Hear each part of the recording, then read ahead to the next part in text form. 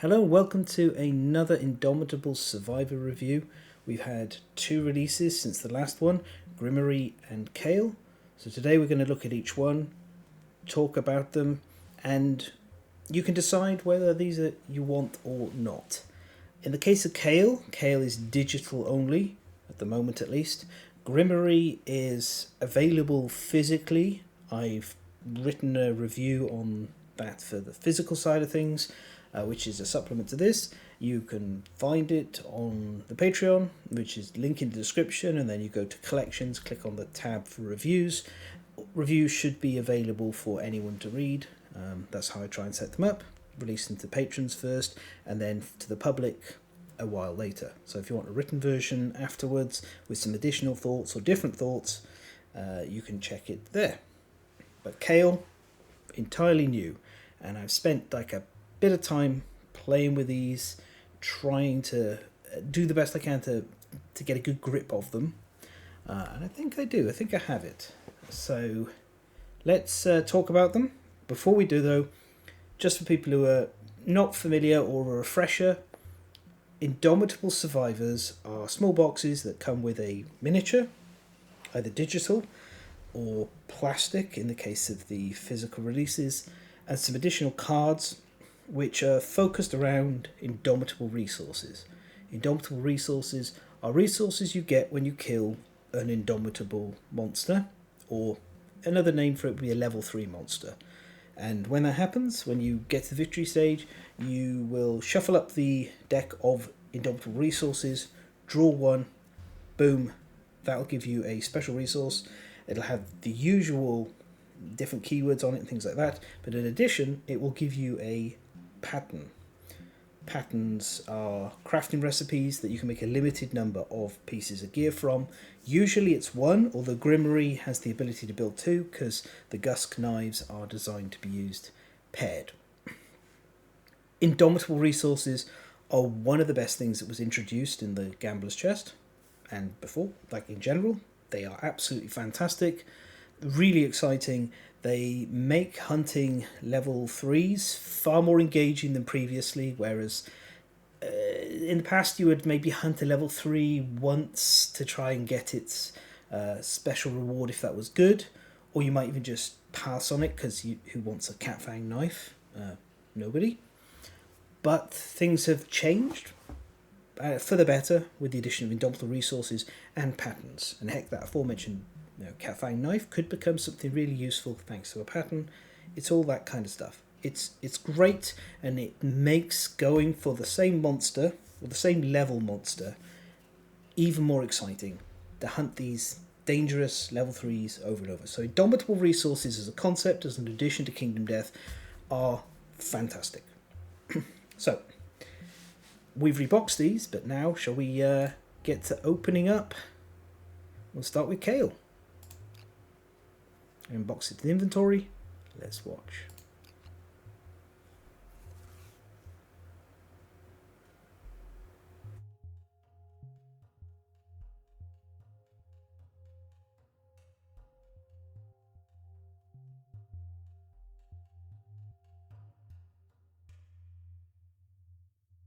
Okay, so here we go. It's unboxed, and I've also grabbed a few other models so we can just highlight a couple of interesting things about Kale.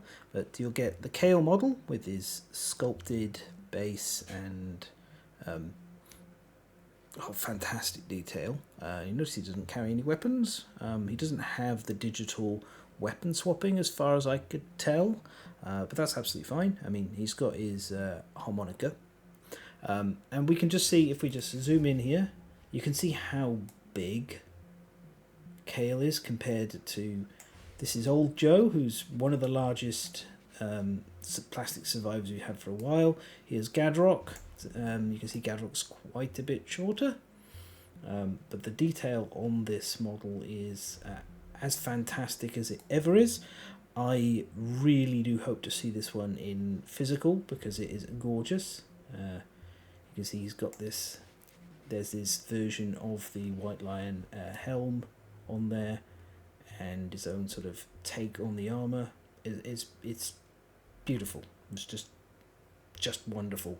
It reminds me of the Admiral from Monster Hunter World in particular, but it's also got quite a classic anime sort of look to him, which is not really surprising.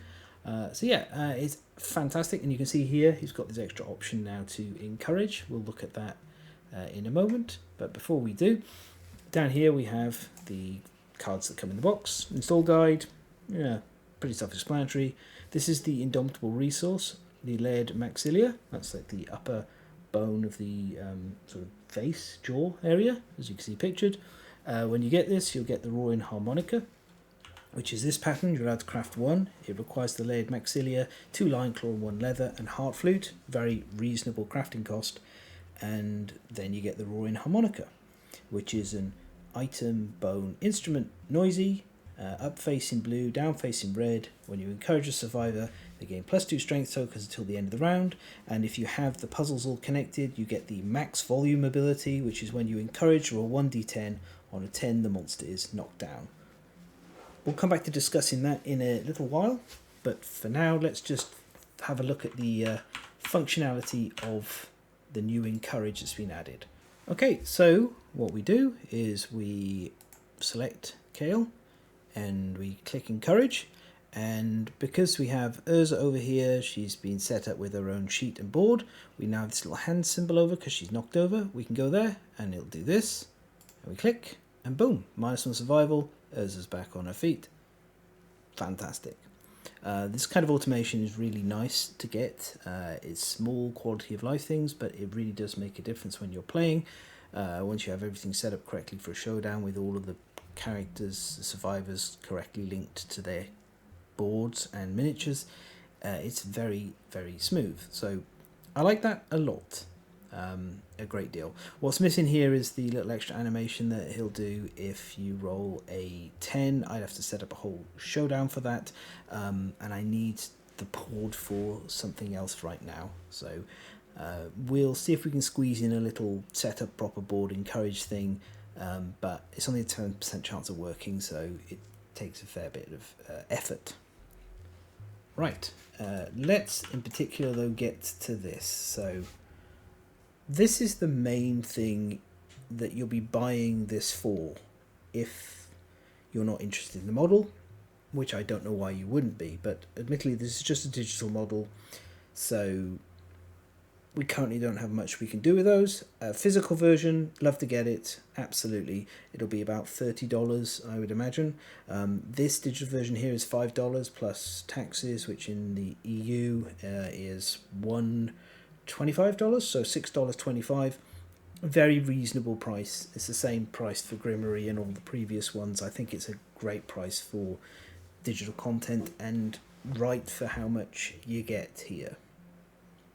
Now the roaring harmonica, this is another instrument.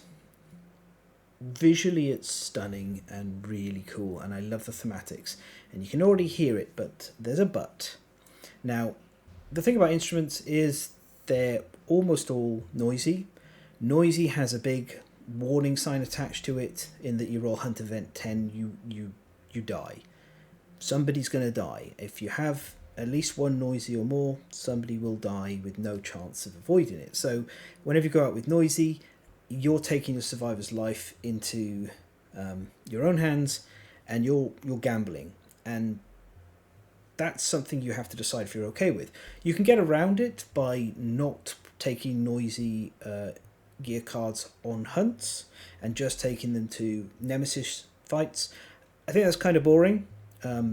So it's up to you how you want to handle and deal with this, but I do have to always highlight it, which on one hand I'm tired of talking about it, on the other hand I'm never going to stop banging the drum that the Harvester Hunt Event 10 is reductive and harmful to the game's play environment, because who wants to sit down with 3 friends for a game of Kingdom Death and you die before you get to the showdown because you wanted to use an instrument? It's not fun. So that's the main warning here. Noisy, watch out for it. It's something with noisy needs to be really good to justify its existence. So let's take a look if it is. So as I read before, but I'll go again. Our first ability, When you encourage a survivor, they gain +2 strength tokens until the end of the round. Now, this is actually very similar to the White Lion Helm, but that costs an activation and a survival, and it gives all survivors who are non-deaf and insane +2 strength until the end of the round. Otherwise, they get +1 insanity. So this is kind of thematically replicating what the White Lion Helm does. It is more efficient because it's not using 2 resources, survivor resources in the activation and the survival. Instead, it's just using the survival. But this does mean, and I will read the text for directly for it, for encourage. This is linked to encourage. So encourage, living glossary, a survival action. A stand-in survivor may spend 1 survival at any time to encourage a knocked down survivor, letting them stand. Deaf survivors may not be encouraged. Each survivor may only encourage once per round, and only if the settlement has the language innovation. So this is an ability that is situational. The survivor needs to be knocked down for you to be able to target them, and that's not going to happen all the time. There's not a lot of ways to voluntarily knock a survivor down. Likewise, there's a few things you can get that let survivors be encouraged at any time, or even encourage themselves, but these are kind of exceptions to the norm. So this is a situational ability, and it's giving 2 strength tokens until the end of the round. Bit of faff, but the tokens are better than just a straight strength bonus. There are token synergies. There's things you can do with this to take better advantage of it. But ultimately, I'm not super excited about this ability because, I mean, I need the survivor to be knocked over first. And then when I encourage them to their feet, they need to be able to attack the monster. They can't be in a place where they can't do it. Otherwise, they're going to end up having to dash, etc., etc. So this is, by its nature, very situational. And like I said, what we're getting here is kind of, it's similar to the White Lion Helm, better in some circumstances, worse in others. And I don't think that's a great place for an Indomitable piece of gear to be. I shouldn't be looking at this and going, reminds me of the White Lion Helm, better sometimes, worse others. Because the White Lion Helming does all survivors. Now, of course, the Roaring Harmonica, we can combine that with the leader fighting art, etc., etc. So there are definitely builds you can do with this, for sure, and there's ways you can take advantage of it. But in normal use, how many times a survivor's knocked over during a showdown? Of course, depends on the monster, depends on your playstyle, etc., etc. So for you to assess this, you might want to have a think the next time you're playing some showdown fights and take a note of how often your survivors get knocked down. If it's happening a fair bit, then this is going to have some utility and use. If it's not happening much because of the way you play, then maybe it's less valuable. This is just not as straight up easy as the Longclaw from Lenore Longclaw, which is just like, that's just a good, usable, great weapon, and you can see easily how to get benefit from it. This is very situational. Then we have the puzzle ability. If you connect the red and the blue affinities, you get max volume. When you encourage your 1d10, on a 10, the monster is knocked down, 10 plus. Knockdowns are amazing. Okay, 10% is a very fair number. But again, we have this tied to the encourage, so it's limited in when you're going to be using it. It's not just something you can use every round. And I mean, if we think about it, we need to encourage 10 times on average to get 1 knockdown. Against normal monsters, level 1s, level 2s, that might be worth it. That can be pretty solid. It'll give everyone a free hit in. Against an Indomitable monster, it's going to be like, it's going to get up after the attack against it. So it's less powerful. And of course, you've killed an Indomitable monster to get this. So this is by nature already lost some of its potency, unless you're progressing up into node 3s and node 4s, which you should be. But again, it's something to bear in mind. Ultimately, it's a random chance on a situational ability, which means it's not going to happen too often, and I think that is a little bit of a shame. This is such a reserved design. It is really I could see this just being on a normal gear card from the White Lion, and I'd be a bit more excited because I didn't have to kill a level 3 to get it, and I could use it against, say, to progress from a level 1 to a level 2, which is definitely useful for, like, say, you fighting level 1, level 2 phoenixes or whatever, or dung beetle knights or the king, etc. There may be some benefits there. I should say node 4s, not necessarily the king, but like node 4s. It's just, I don't know, this doesn't excite me, and it hasn't been particularly impressive in play. If we just close this, I'd like to highlight another thing which I find particularly a shame, which is Kale wears White Lion armor, and why are the affinities this way round? Like, it's really disappointing. This could have had a down blue and an up red, and it would fit in a straight line with these, and suddenly you'd have, like, okay, normal times I can do this. Someone's knocked down, I can specifically do this. And I've got my active here, my blue affinity all done and sorted. It's a really odd choice for these affinities, and I don't know why they were chosen this way around, because normally when things are made, there's a bit of care and attention paid to the armor set that the gear card is linked to, you know, the monster's armor set, and there's some synergy and interplay.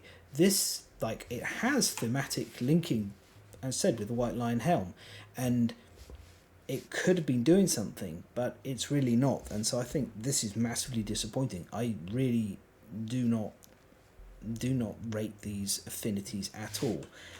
There are definitely builds you can get the affinities active on, and you should always be activating the affinities. Like, this is an ability that's too good to pass up on, even if it only happens 10% of the time. So that's all stuff to consider, but ultimately I don't think this is an impressive Indomitable gear card. I think digitally, the extra functionality, getting Kale's miniature, all that kind of stuff, is pretty decent for the price.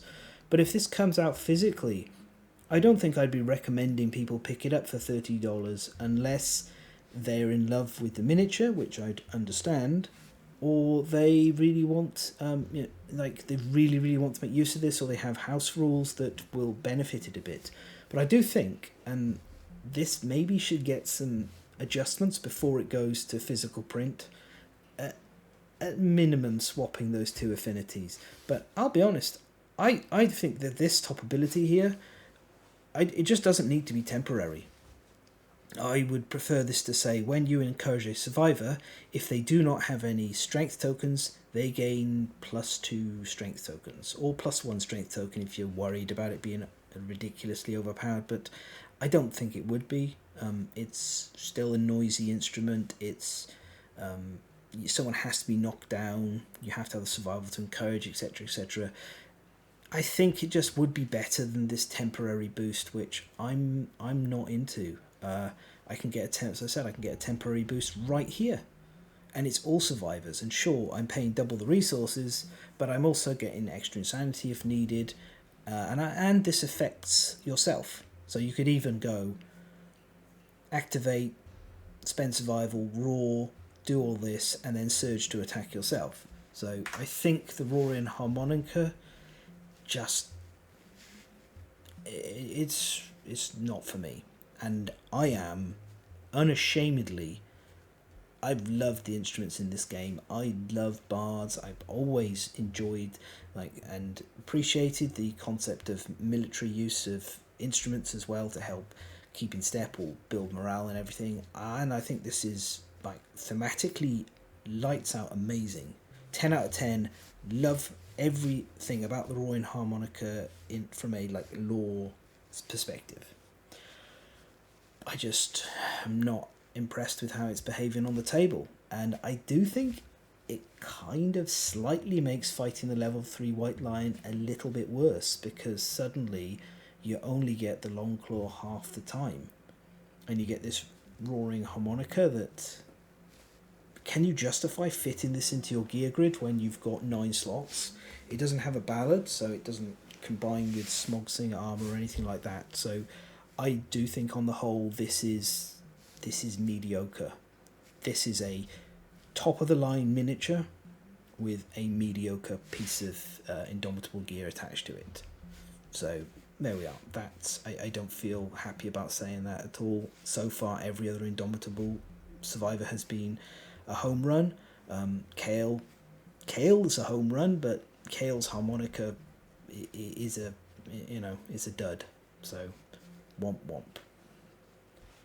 Anyway, let's get on to looking at the other Indomitable survivor, which will be Grimmoy. I'll go grab the box. Alright, here we go.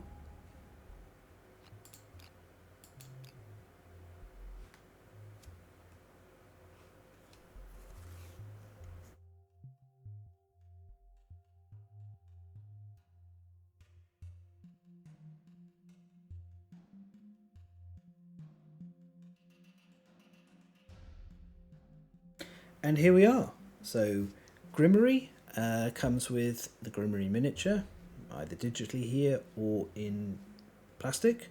The digital model will do all of the weapon swapping that we've seen on previous releases. We'll have a quick look at that after we've just walked through everything. We have an install guide as always.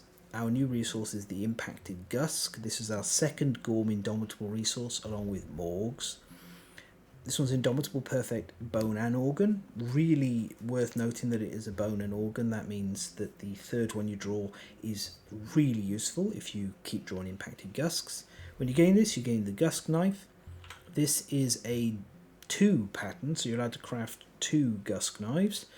It costs an Impacted Gusk, an Acid Gland, 2 Organ and a Scrap. That's actually a little bit of a tricky cost, because Acid Glands are 1 per Gorm in the deck.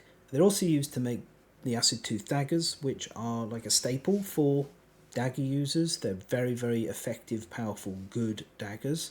So you have a little bit of tension and push and pull that you need to think about if you want to run like dual Acid Tooth daggers in preparation for possibly switching to Gusk Knives. Then you're looking for maybe a 3rd Acid Gland. I think it's interesting.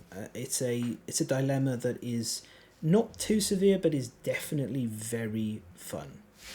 And then we have the Gusk Knife itself, a weapon melee dagger bone, 3 speed, 7 plus accuracy, 7 strength. It's got paired and blindside. I'll get back to that in a second. And it has this ability: after each wound attempt with this, move 3 unrepeated spaces and gain +3 strength for this attack. And has a down facing green. Now, we'll read blindside first. So blindside is a gear special rule. When you wound the monster from its blind spot, all of its reflex reactions become failure reactions until the attack ends. This includes the current reaction. So if you stab and wound from the butt, then as long as you keep wounding, you don't have to worry about reactions of failure and reflex reactions at all. You'll have to deal with wound reactions, but this is like cutting down the number of reactions you have to deal with. And on top of that, you're getting this extra ability that's increasing the strength of your Gusk Knife. Now, this is very interesting as designs go. Before we get really into it and look at Grimmoy's weapon swapping, I do want to note that this is the second iteration of the Gusk Knife. The first version was super interesting. It was a dagger shield, and it had the ability to block, and then you'd like slide around the monster so you could then stab it in the butt a bit later. That was really potent, and most of all, Gormant armor has shield synergies, so suddenly the Gusk Knife was working with the Gormant armor. That's been removed, so this is just a normal dagger. It's not worse than the previous edition of the Gusk Knife. It's different. And it's fair enough that it got changed. You don't really need to go chasing after the beta content versions of the Gusk Knife. This one is is more than adequate, and to be honest, the model in plastic is a bit better than the photoresin one because plastic is more durable, so better for playing on a table. My photoresin Grimmoy has lost his knife hand more than once or twice while playing, so he ended up being retired to sitting on the display shelf as a consequence. So that's just a little extra thing about it. But I like this, and we'll get into a discussion about it in a moment. But first of all, digital only. Let's bring Grimmoy over here, and if we just alter the angle a bit, we've got his thing. So we'll give him an acid tooth dagger. I didn't assign. Sorry, my bad. Boom, there we go. So he's picked up and switched one weapon to have an acid tooth dagger. You can give him a scrap dagger. Same again. It's just changing the one, which I think is super cool. We'll have a look at the dual wielding in a moment. There we are. Cat fang knife. Now this one I haven't tried yet, and I'm excited to see if it does just the cat fang knife model or it does something else. It does nothing. Okay, they haven't added hooked claw knife. Not completely surprised there hasn't been a sculpted version of the hooked claw knife, but that's good to know that we can't expect anything there. We can here though. Oh yeah, look at that. That's the nuclear knife. Lantern dagger. There we go. And we got a bone dagger. Nice. And then we're going to do our dual wielding with the hollow bone sword. Okay, so let's just step back from that and remove this. One. Okay, so it's not updating both. I'm not sure if that is I'm doing something wrong or not. Because you can see it highlights both, but it's only changing one. Maybe that is just the way it is. Let's just take a quick look at the animation. No, it's supposed to do both. It does both on the demonstration animation, which is what I was expecting it to do. You can see that on the shop if you just go to KDS Grimmoy on the simulator section. You'll see it changing both. So I can only assume either I'm doing something wrong or the functionality isn't quite there right now. I'm not sure which. I didn't mean to stand up. I always do that. But that's okay. That's fine. Whatever's caused this, either me, user error, or whatever else, I'm sure it'll get fixed in the future. Or someone will tell me in the comments what I'm doing wrong. Anyway, let's take a little look now at the Gusk knife itself. So, the Gusk knife paired is an interesting situation for an Indomitable weapon. The reason is you don't get both of these when you craft. You need to get a second impacted Gusk. So that means going after another Gorm. But as the deck gets thicker and thicker, and more Indomitable resources go into that Indomitable resource deck for the Gorm, the odds of drawing impacted Gusk drops. Like right now, 50% chance because we also have the greatest Gax as a possibility if you have Morg, which you should. You should have Morg. Morg's great. So that means if you hunted 2 level 3 Gorms, you'd have 50% chance and then roughly a 25% chance of getting 2, one after the other, 50% chance, etc. It's a roughly 75% chance, just back of the napkin kind of maths. So that means the Gusk knife needs to be able to stand up by itself and not always have to be paired. And I'm really happy to say that it does. This is a good enough stat profile up here of 3, 7 plus 7, along with Blindside and this ability here, that it is a fantastic weapon to use all by itself. It's just like superb. I got no complaints at all. I think it's really, really Really fantastic. And that's the short version. Is the Gusk knife is a very good weapon. It's perfectly balanced for where it needs to be, and it's actually really exciting to use paired, which is always good when they manage to make paired a positive. And because sometimes paired has a lot of downsides, but cancelling wound reactions is a nice little balance trade-off that just does a great job. And I think this is a really good weapon. This dance ability, I've been calling it the Gusk dance. This is also super interesting, and that's why I have these models up here, because we're going to go take a little look. Come on, Grimmoy. So one of the things that's quite fun, I forgot to, I was going to talk about this. This is the new animation they added for when you move in the blind spot, and you get shaded down a little bit as just a little visual indicator, which is really really great. So anyway, let's get back to this. Now, my understanding of this unrepeated word, which doesn't have... Hang on, let's have it right now.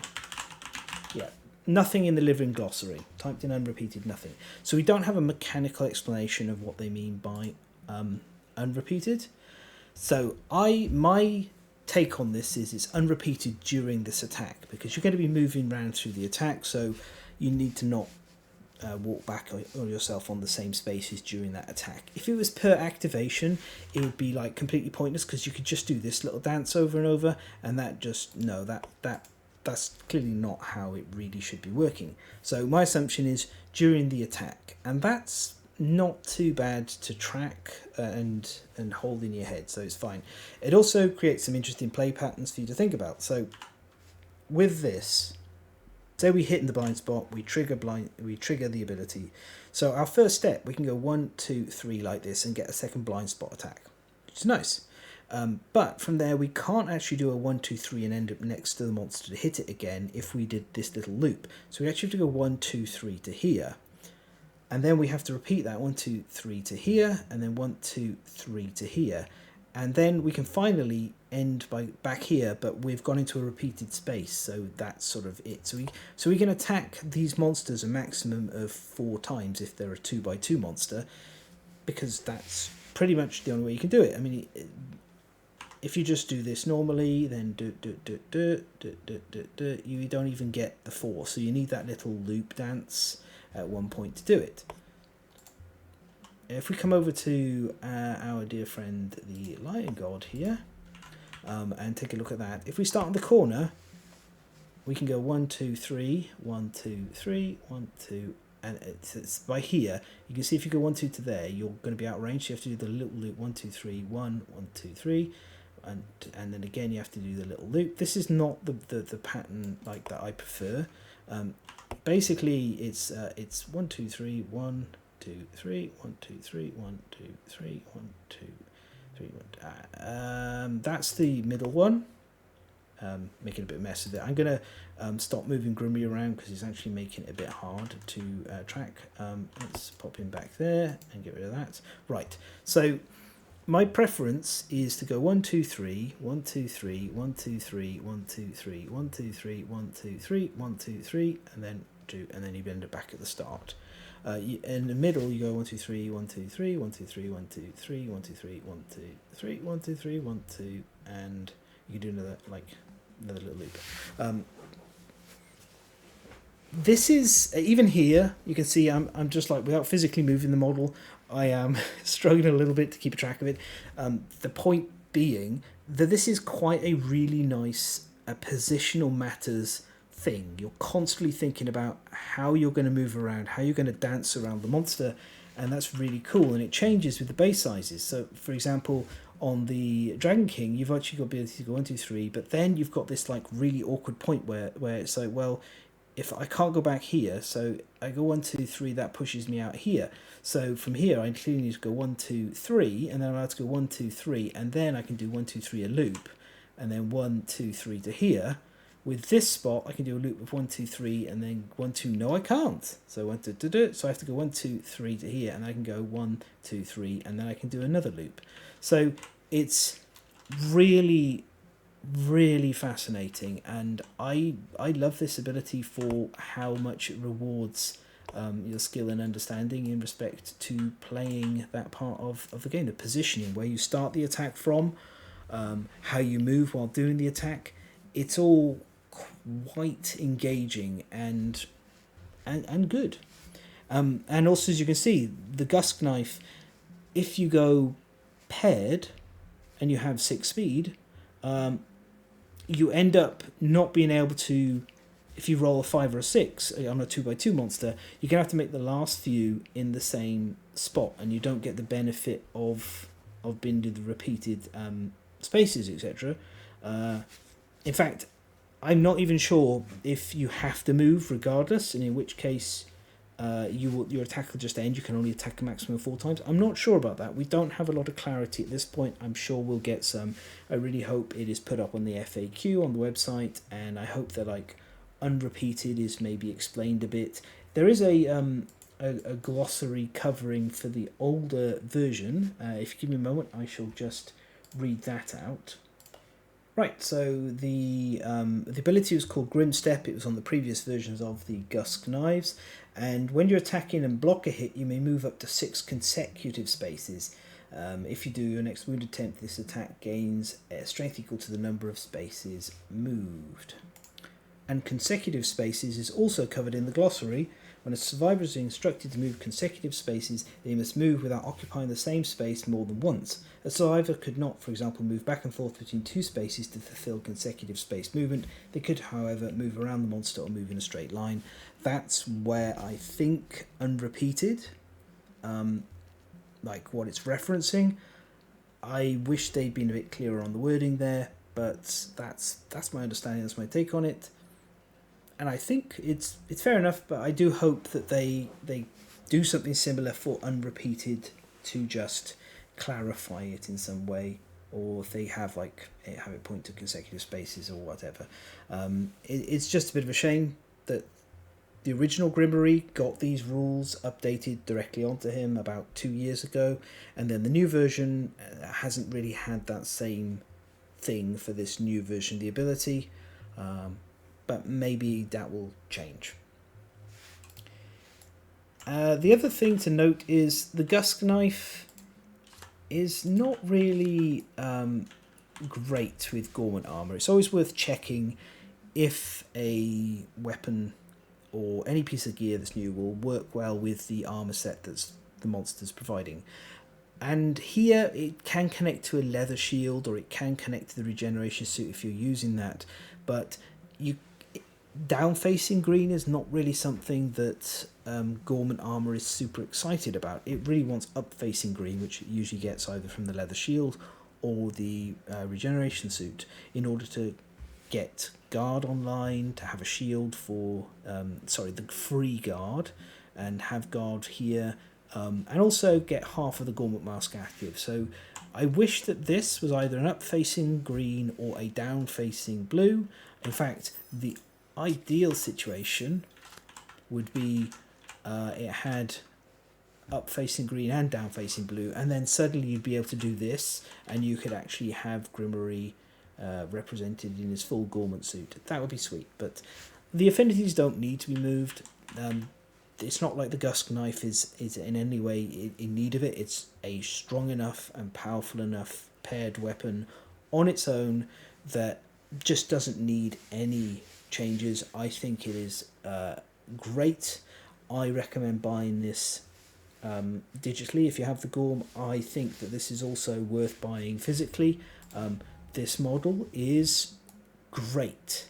It is really, he's again really unique with his kind of hunched up pose, and he's very gangly. He's got a bit of anime villain going on. For some reason, it makes me think of as a JoJo character. I think he's the guy from Diamond is Unbreakable. His stand is Chili Pepper. It reminds me a bit of that going on there. You could see him being in JoJo's Bizarre Adventure as some kind of stand user villain. With all the green, it does make me think of Kakyoin as well, but he's one of my favourite characters. Anyway, enough about JoJo. That's Grimmoy, and I think it's pretty good. So my final summary on the pair is gorgeous models, really stunning. Genuinely hope that Kale makes it to physical, because this is such a good job, so much character. He's got a lot of lion in him. He looks great, like a real proper badass. But Grimmoy is also fantastic in an entirely different way. When it comes to actual gear, though, I think that Kale is the weakest of the releases we've had so far. Grimmoy is one of the strongest. These Gusk knives are everything I want from a weapon. They make you think. You are rewarded for becoming more skillful and better at handling this consecutive steps dance that he does. It is really interesting, and I'm a huge fan of daggers and instruments. My favorite gear cards are instruments, daggers, and whips, and then spears in fourth place. So this is and ultimately then for Kale, if you're buying it because you love the way he looks, you do you. I totally understand. I will be doing the same thing when it comes out in physical. I'm definitely buying this. But if you just here for the game content, you can probably skip Kale. I don't think there is enough value in the roaring harmonica to make it worthwhile, and that's a shame. Now, I do hope that it's maybe tweaked a bit before it gets to physical. This is a digital product. It could be changed. That would be lovely. On the other hand, Grimmoy is just continuing the tradition of amazing Gorm weapons, and is thumbs up. And yeah, get it along with Morg. Just a fantastic release. So, I mean, if you're going to be equipping a roaring harmonica and stepping off on your journey along the hunt phase board,